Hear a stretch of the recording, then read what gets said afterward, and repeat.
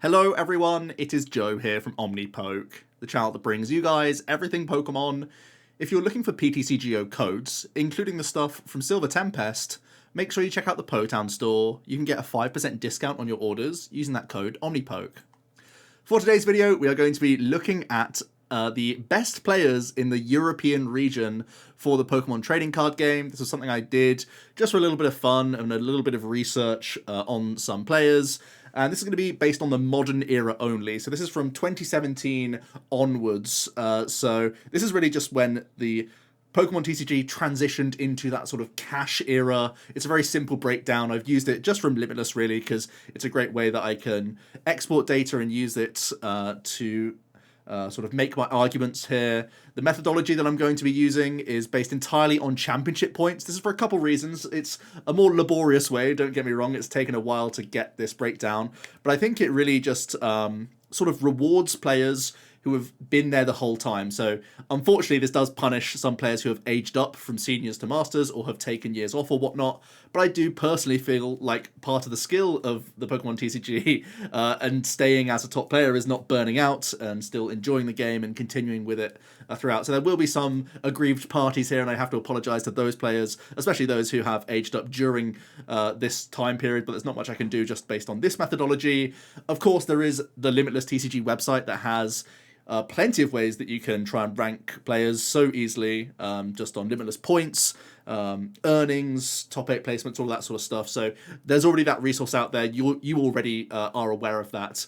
Today, though, we're going to be looking at championship points earned as a grand total between the seasons of 2017 up to 2022, only within the Masters Division, only within Europe. I'm going to try and get this done for other regions as well. It was a fun thing to sort of go through and research.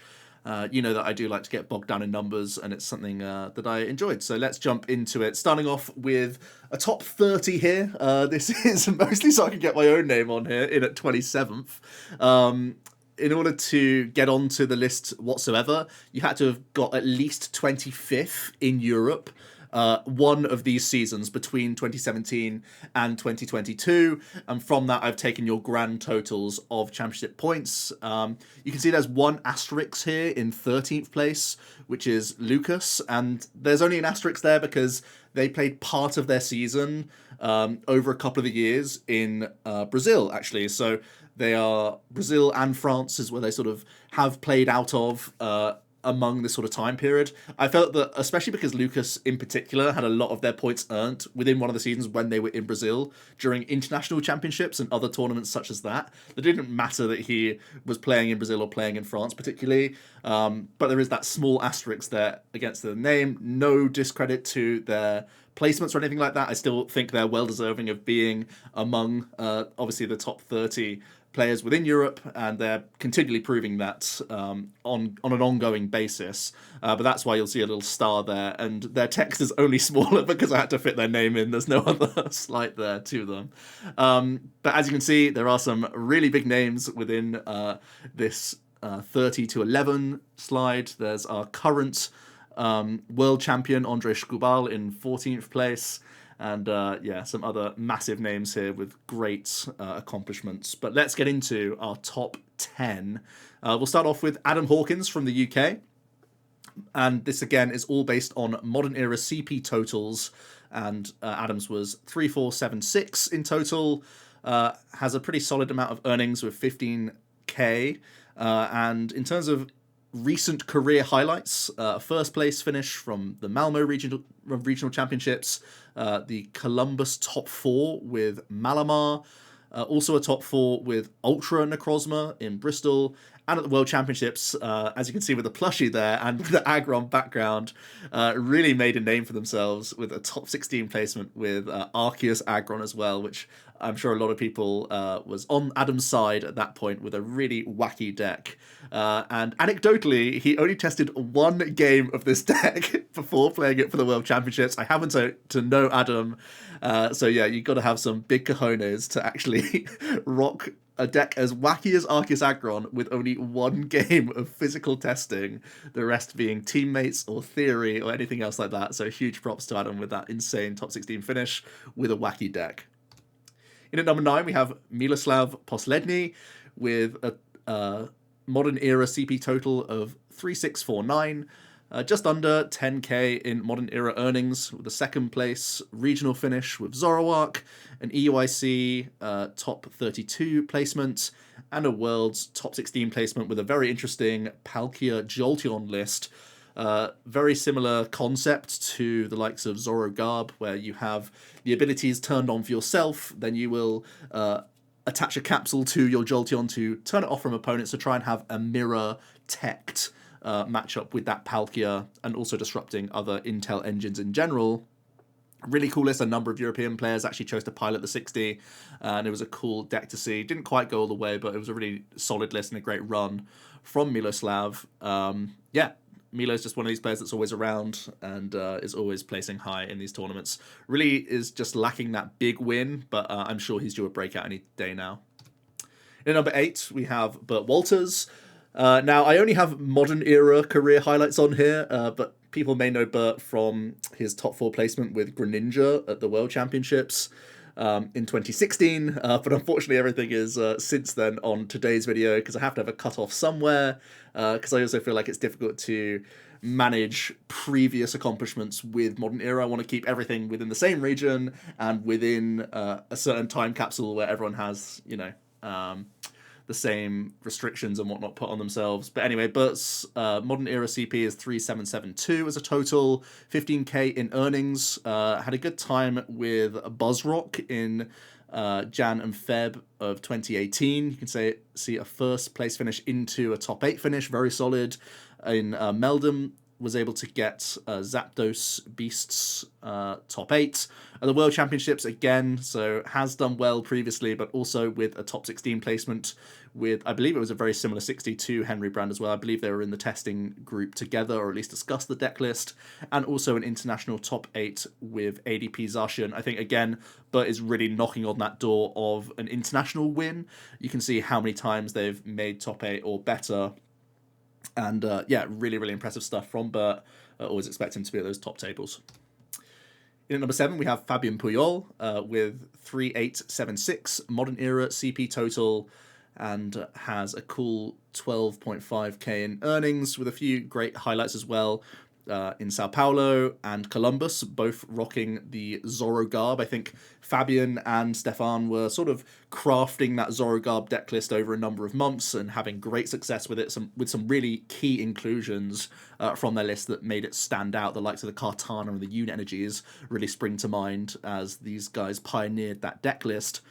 In Melbourne as well, top 32 with Pika Rom, and at the World Championships, a top 16 placement with a Rayquaza, a very similar Rayquaza to Pedro's eventual top 4 list. So yeah, Fabien, fantastic player in the region as well. In number 6, we have Philipp Schulz with modern era CP of 4037. This is already extremely impressive, but you have to remember that Philipp is essentially on like a hiatus and will only choose to play a couple tournaments a year these days. He's like unofficially retired, but will turn up to tournaments and literally just win them. So as impressive as it is that Philipp is currently in 6 spots over this period of time, you could almost say that he's been like handicapping himself over the last few years as he's decided to move away from the game and divert time to other things, which is completely within his rights. But what an insane player Philipp is.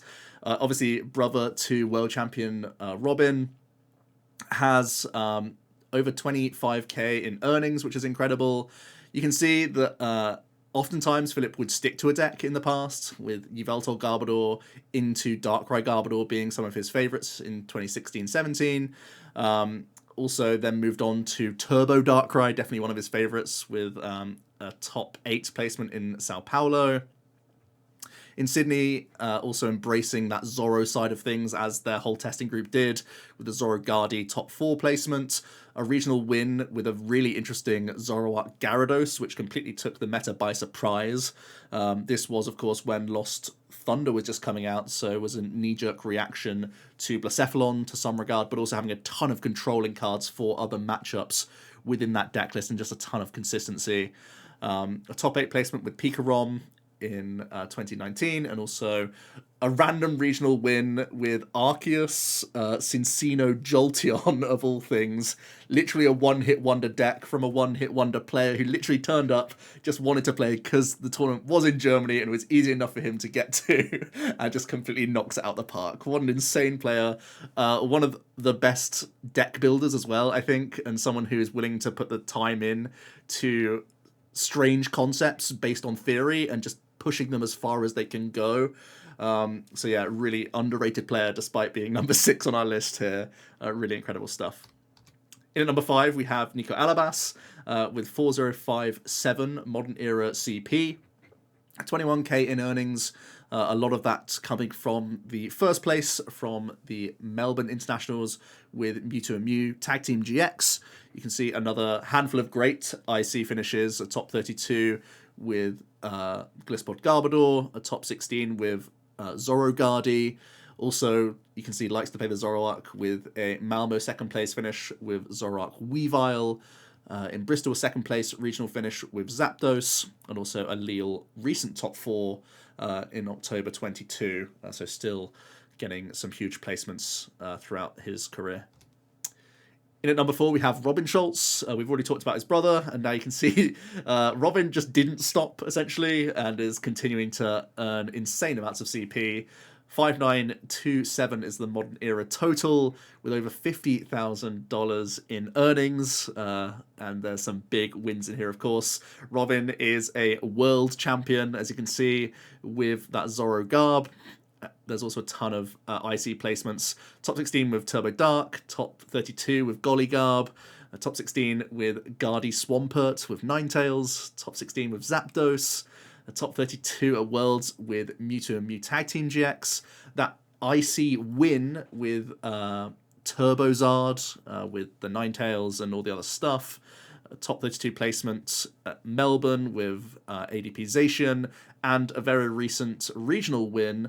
And he actually knocked me out in top 8 with Urshifu Inteleon, that crazy toolbox with a million one-ofs, the entire nosebleed of a deck, where you even had Peonia to cherry pick certain things, had that dark package. And from that list, I think throughout the season, that sort of Inteleon box style deck, like so many branches of that came out the woodwork ever since it was sort of done first by these Urshi gamers at Liverpool. So really impressive again, incredible deck builder, puts a lot of time into the game, is actually the face of Limitless TCG and runs the website, so does a huge amount for the community, not just this incredible player.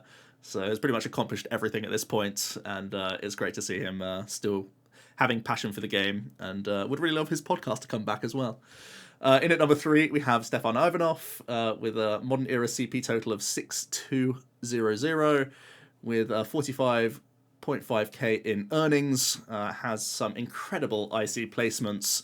You can see a top 16 with Decitales, top 16 in London with Decidueye Zoroark, a first place finish at the NAIC with Zoro Garbodor, also a second place finish in Melbourne with Zoro Rock, with a Lucario in there as well. And then we also see Zoro Dugong, which was kind of like that Zoro checkmate for his second NAIC win. Absolutely incredible story. Picked up some Blounds in 2020 and got a regional win and a top 8 just a few months later. And also recently in 2022 has got a win in Lille with the Brindiboo deck, which is Inteleon and Moltres and little Rowlet Birdkeeper package in there as well. And in Bremen, a lovely top 4 finish with Arc Intel as well. So can play the classics, can play his homebrews, as you can see. Was great at adapting the Checkmate Zoroark deck. Really innovated the Zorogarb deck as well. And isn't shy about playing sort of unpopular decks as well, with Blacephalon, with recently Arcdura. He'll pretty much play anything to win, and has really interesting takes on the metagame, and will definitely take that in his stride, and he'll pretty much pick up and play anything when he has to.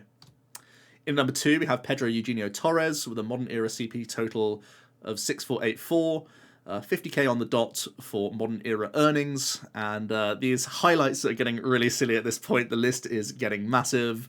Pedro started out as a humble Volcanian gamer but it served him very well. The top 8 in the first internationals in London, a top 8 finish in Sheffield, a first place finish in Melbourne, and then a top 32 finish at the World Championships. Really nice that you just wrapped that Volk in a bow. Probably the best expert of that deck, I think it's fair to say. In Sydney, he then started his relationship with Zoroark with a Zoroark top 16, then a regional win with Zoro, and then a top 4 with Zoro Lucario in Sao Paulo. At the World Championships, rocked a very turbo Rayquaza with Marshadow and Puzzles. Really solid finish there. Also even had that tech circuitry to help out against all the Buzzgarb Shrine sort of decks. In Columbus, he was playing the Zoro Persian sort of checkmate deck to a top 16. Another top 32 finish at the World Championships with Reshizard. A top 16 finish with ADP Prezation, so this was ADP Keldeo. I believe he even played Misty Lorelei to try and reuse some GX attacks as well, which is pretty insane. An EUIC top 4 finish in 2022 with that Urshifu Inteleon, where it was certainly the best play for that tournament. Just coming off that regional win from Robin, they adapted the deck and had some great placements, and also a very recent regional win in Warsaw with his own take on Lost Box. Phenomenal player is Pedro, and is one of the more sort of recent additions to the European sort of circuit. Really just started during that modern era and has been sweeping up tournaments ever since. I think one great thing to look at Pedro as someone who's, only been in the game the last sort of 6 years, which sounds like still a long amount of time, but he started off with a deck, he jumped onto another, was happy to play that for, a season or a few months or whatever, all in one go. And then as he got more confident in his own skills and abilities, he was able then to start jumping between deck to deck into different events. So I think that's a great lesson to be learnt, that you can become a master of one deck when many other people may have written off Volcanion or put it in a lower tier. Pedro just mastered it and became as good as anyone with that deck and became a real threat. And I think that's a great lesson for players getting into the game these days and wanting to be among the top of your region. It's great advice going into tournaments, just being as comfortable as possible with your own 60. And then once you get that baseline of your own skill set and being happy with your own play, you can start going on to other things. We end up then with, no surprise, Tord Reklev being the number one. The modern era CP is at 6,807, limitless points of 674, and modern era earnings just shy of 100k. And the highlights really is an embarrassment. I've had to shrink down the text here just to fit it all onto one slide. And, it's just completely absurd. We, of course, know that there is Mr. Worldwide, an IC win in the NAIC with Drampa Garbodor, a win with Zoro Pod in London, a win in Sydney with Zoro Guardi, and he's waited a while to finally get that Sao Paulo win with Lugia Archeops. And in all of these situations, he's either taken one of the best decks and completely refined that list to be just more consistent than any other. I look at Drampagab where he had the quad Lele. I look at Lugia where it just had maximum counts of everything, including catch energy, which then just paved the way for everyone else to sort of fall in line. But then there's that creativity side where he was pretty much the first person to play Zoropod, and completely innovated that deck, having the bravery to bring, triple Bridget, quad Field Blower to an IC and then taking it all down because their testing was just so correct the entire time that they knew that they had a cracked deck list and completely changed the format from then on. Zoroark came onto the scene and completely took over the metagame thanks to Tord's big win. Came back to Sydney with an even crazier innovation with stage 2s all over the place, max potions, puzzles, parallel, all this crazy stuff. And obviously Tord had a love affair with Zoro, even a second place that often gets forgotten about now because Tord's career is so insane, at a second NAIC, which is, again, with that Zoroark deck, which is incredible. A world's top 4 finish with Reshizard, the sort of turbo version. And I think Tord is probably one of the only players you could say is due a world's win. It's so insane to even think that. And he doesn't need to win the World Championships to be considered the greatest, in my opinion, just because of his IC finishes. And look at what's on your screen right now. He's just a fierce competitor whenever he enters a tournament. He often has probably the best deck list in the room, let's be honest, thanks to his testing, and has flawless in-game play very often. It's extremely rare that you will question decisions that he makes in-game. And yeah, there's a reason that he's just way out in front of everyone else. He's just a completely absurd player. I've had to trim down his career highlights to literally just first place finishes, unless it's like ICs or whatnot. So yeah, insane. Even in 2022, has that EUIC top 8 with Urshi, has the first place regional win with Lost Box, and of course the IC win that's been that cherry on the cake that he's been looking for so badly. And now he has only one focus left, and that will be the World Championships. I can't imagine the sort of pressure he'll put on himself for that. But everything else, he can just turn up to tournaments and do his thing. Absolutely insane. So here is the overall breakdown if you want to just sort of take a screenshot or whatever. You can see the crowns represent international wins, and the medals represent regional and SPE wins. And you can see I have the entire breakdown of CP for all the players here, with the total on the right-hand side of your screen and the rank also at the very end. So hope you did enjoy this video. A little bit of fun, a little bit of walk down memory lane. I'm sorry to any of those players who weren't entirely playing in the European region or have aged up from Masters. There are other metrics that can show you within a top 30 easily, and I think this will be a fun project to get on and have a look at the other regions as well. I think it's difficult to compare one-to-one players from different regions, just to end on this note, because there's different opportunities for different regions to just play more tournaments, and the size of tournaments are different. I think it's difficult to contextualize players within different region vacuums. So I am going to do my best to do different regions going forward. It may not be tomorrow, it may not be the next day, but it's going to be something I'll have going on in the background while we are in the sort of lull period before we get into the new format discussions. But yeah, let me know if you enjoyed this video. A little bit of something different today, but I'm hoping it can be a lasting video that we can come back to and look at for future. So thanks so much for watching, and I will see you in another video tomorrow. Cheers.